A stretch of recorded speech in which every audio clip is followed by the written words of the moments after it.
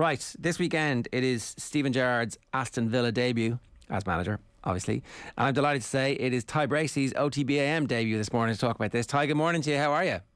Good morning. How are you? Thanks for having me on. So, what's your level of excitement about this? Are you super excited to see exactly what happens?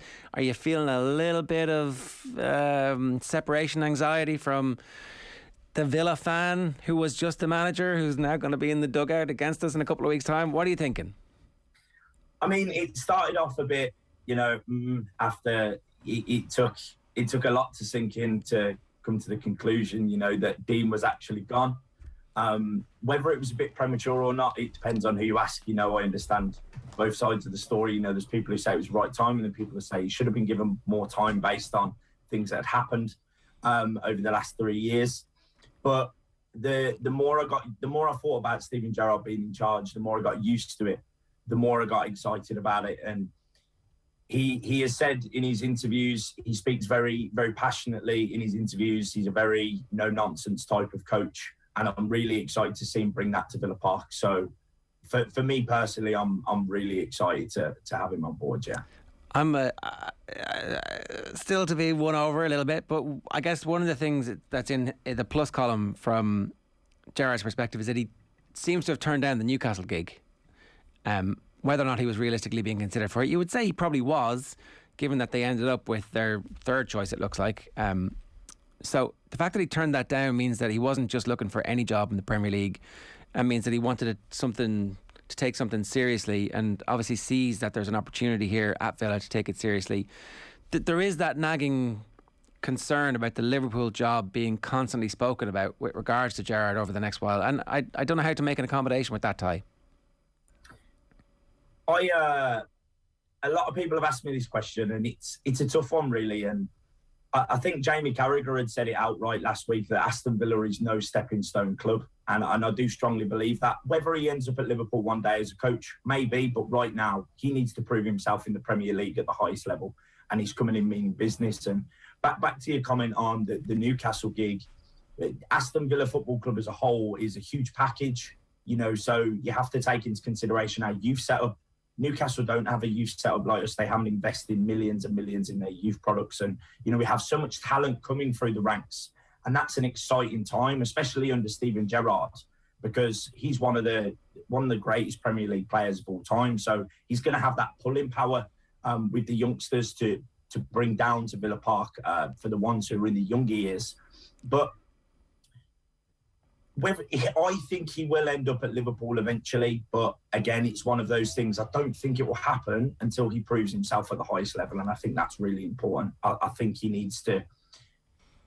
he's listened to the owner's plan, and he's got to take it on board. And if he doesn't succeed, then he'll end up with the same path as Dean Smith, unfortunately. So he's got a lot to prove for himself and for Aston Villa. So I'm excited for it. Ty, tell me a little bit about what the transfer system is at Villa, because it felt like the last manager ended up with too many forwards and not quite the type of players that he wanted to play, and then that resulted in him trying to shoehorn everybody into the team, the formation changing very regularly, and the settled team didn't ever emerge. And in the end, that might have done for him. So is there a transfer committee? Who makes the final decision on whether or not the squad is imbalanced, or what the right balance in the squad is? As far as I'm aware, it falls on Johan Long, and who's in charge of recruitment. And then it will ultimately fall on Purslow. It will fall on Christian Purslow. It'll be between those two, I would say. I would say that Dean Smith would have had a say in the transfers to some point, to some extent. But we've losing Jack Grealish in the summer. It was one of those things. How do you replace a £100 million player who's your club captain, supports Aston Villa? It's not possible. So there was always going to be teething issues at the start of this season without Jack. And we were a substantially better team with Jack in there. The issue with the forwards is, it's a nice position to be in, but we essentially had too many strikers. We used to play a 4-3-3 system, and we had Ollie Watkins and Danny Ings who both want to play in the middle. So it caused all kinds of problems. So to get a system in with two up the top, they have to change things. If they want to keep the players happy, they have to change things. And I don't think Ollie Watkins would have gone back on the left wing. I think Steven Gerrard will stick to a 4-3-3. I think that seems to be his style of play from a little bit of research that I've done on the system that he played at Rangers. Plays a high press, and when you're in the ball, you're in control of the pitch. That's very much what Steven Gerrard will bring. He'll bring that intensity of when you are on the ball, you are in control, and I'm really excited for that. But I think Steven Gerrard's been given a budget in January as well to do some bits, so that's also going to be exciting. I think there's a few areas of the field that we need to definitely add to the ranks, but I don't think the forwards is one of them.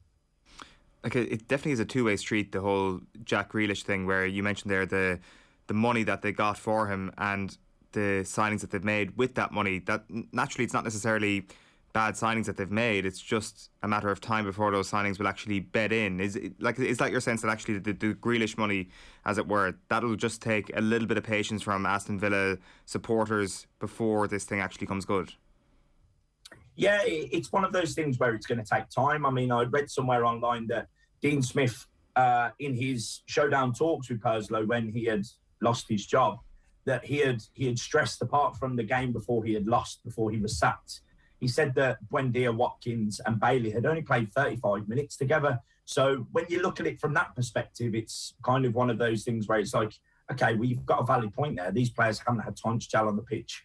And I just feel like we had lost our identity on the field, and I don't want to blame that it was the strikers hadn't gelled together. I feel like we had lost our identity on the pitch. We were playing a lot of hoofball. We didn't really look like we had a plan. And that's where after we had lost that fifth one in the row, heads really started to drop after that.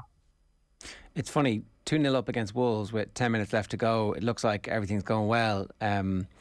Was that Buendia's best game? Had he come off the bench or had he started that game? But certainly he'd made contributions in that game. You're like, oh, we're starting to see something here. Yeah.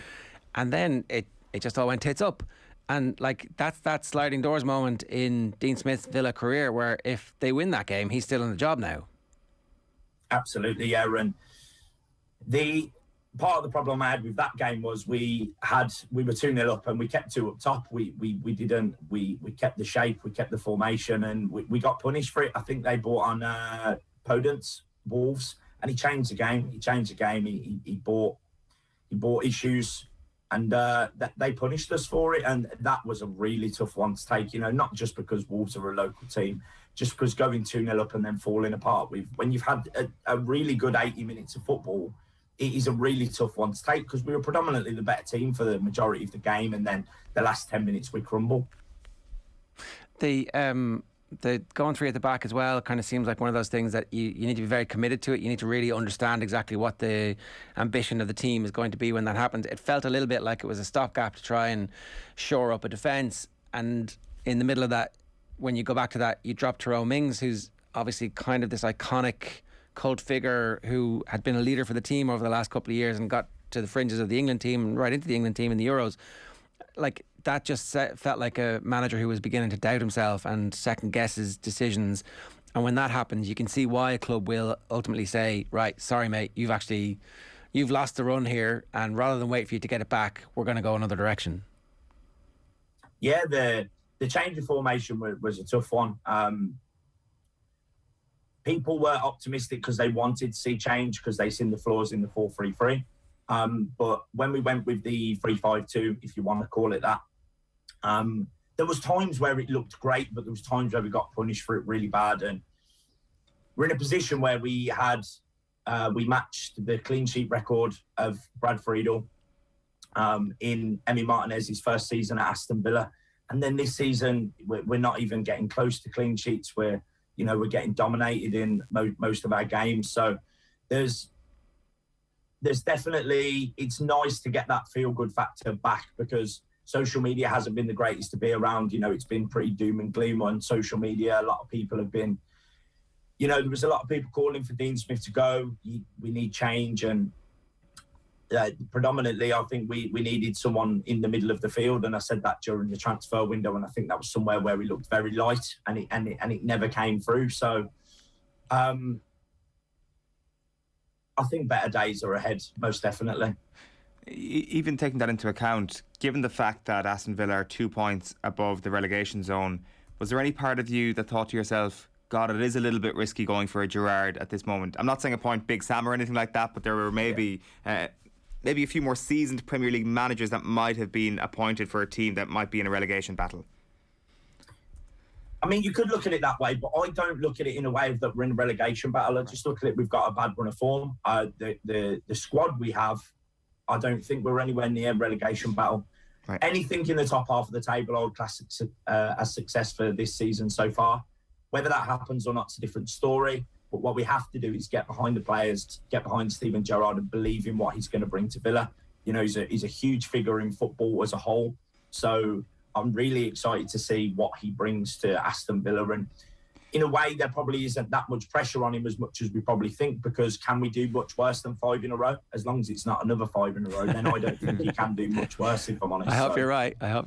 It's interesting that you say that you classify a top half of the finish as a successful season. Like, when kind of like thinking about last year, I thought that last season was definitely, you could make an argument that maybe Villa overachieved what people predicted at the start of the season, and they still finished 11th. So you think that this team this year from this position has a chance of outdoing what was a relatively successful season last year?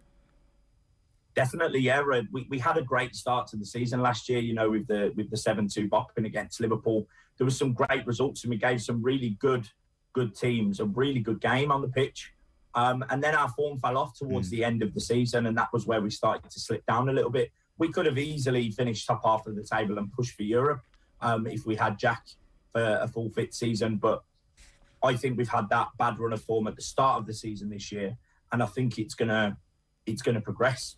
One thing that I do know about Steven Gerrard is he doesn't take any nonsense. I've seen something about him and Michael Beale where they read the heart rate monitors of the players, and if they're not reaching a certain level, then he has conversations with them of, why aren't you working as hard as everybody else? He's just a no-nonsense manager. As much as we feel like he's Steven Gerrard, he's the English hero for everyone in England, he doesn't take any nonsense, and that's what we need. We need someone who's strict. I feel like maybe things were a bit too soft at Villa Park, and we let people probably get away with a bit too much. I know our training sessions start at 12 p.m. because there's people who are up all night playing online games. And when you look at something like that, and that's a real thing. Yeah, really? That's a real, yeah. No. I won't say any names of players. I won't target anyone, but there's people who are playing computer games till 2, 3 o'clock in the morning. And Dean Smith had said that in an interview and said, look, some of the younger players are up late playing, and training at that time just isn't a good idea. So they have training at 12 o'clock. I'm shocked. I genuinely shocked. I didn't know that. That's okay. Yeah, true story. Well, that's the type of stuff that will get you fired, ultimately. Yeah. Comment here from For the Love of Paul McGrath podcast on YouTube. Steven Gerrard's Clarton Blue Army. Great stuff, Ty. Great point about the Villa package. Looking forward to the weekend. UTV. The package, just briefly before we go, there's 2 quick things that I want to ask about. One is Morgan Sanson. Does he exist? Is he a real human being? Is he real? Is he ever going to play football for Villa? Is he any good? He definitely hasn't had his chance yet at Villa Park, and I think his attitude now with Steven Gerrard coming in will play a huge factor in that. Got a chance for a clean slate. He's had some bad luck with injuries, which isn't his fault, and then he's had COVID recently as well. So I'd definitely like to see him be given a shot. Whether he turns out to be the player that we wanted in terms of what he'll bring to Villa, I don't know, but I'm willing to take that risk. Give him 90 minutes. Give him a few games. Let's see what he's got. Let's see what his game is. Give him a chance. If Steven Gerrard wants to do some business in the middle of the field in January, that's fine. But let's explore the options within the club first and see where you really are sure. The second question was just... I'd love to see him play to see if he's any good or not, because it looked like the reputation was excellent and the track record was excellent and the stats were really good, so maybe he can cut it now. The other thing is that just that package, can you explain to people who are kind of unfamiliar, Villa's youth system is very famous and storied, and it looks like the crop of youngsters coming through are excellent. What's realistic in terms of how many of them actually make it to the first team for Villa, as opposed to loads of these young kids have come through Villa, got 1 or 2 games, and then ended up having great careers for other teams. What's your instinct about what's going on now? There's a huge buzz around that, and when you invest your time in it and you realise of how much we are investing in it, it's a very exciting prospect. You know, we've got the Chukwuemeka brothers who have come from Northampton. We had a player play in the FA Cup game last night for Stockport, who were 3-2 down in the 85th minute and went on to win it in extra time 5-3. A Villa player come on and change the game. You got Brad Young, who's a huge talent, reminds me of a young Jamie Vardy. You got Louis Barry, who's on loan at Ipswich. Again, he's going to be a great talent. You know, he scored in the FA Cup against Liverpool when that COVID bout happened and we had no players and we had to play the young ones in the FA Cup. You know, he's going to be a great player too. There's just a real good feel good factor around that element. Is we're investing in the younger players and we're showing that we have the best facilities and the best youth players in English football, and that's what it's all about. Is we're not just planning for now, we're planning for the future as well. And you can see that that's the owners' plans as well, is that they just want to make Aston Villa as a whole, you know, they want to maybe relive some of the moments that we've had in history. But whether all of the players will not make it, who knows? But there's definitely some in there that are pushing. You know, you've got Jayden Philogene-Badace, who's pushing through now. You've also got Carney Chukwuemeka, he's also pushing through. You got Kane Kessler-Hayden. I think you'll see a few appearances from him in a few cup runs next year. There's just a lot to look forward to in terms of the youth prospects. Yeah, and if Steven Gerrard can get that right, then he will be a success. And look, ultimately, if he's going to get the Liverpool job, it's because he's done a really good job at Villa, and that's the way I think that we need to look at this as Villa fans. Ty, I've got to say, if Stevie G's debut is anywhere near as good as yours, it's going to be great. Thanks a million for joining us. Cheers. Thanks for having us. Cheers, guys. It's Ty Bracey there. You should check out his podcast if you're a Villa fan. It's called Villa Spaces, and you can follow him on Twitter. You could be one of the big Villa accounts.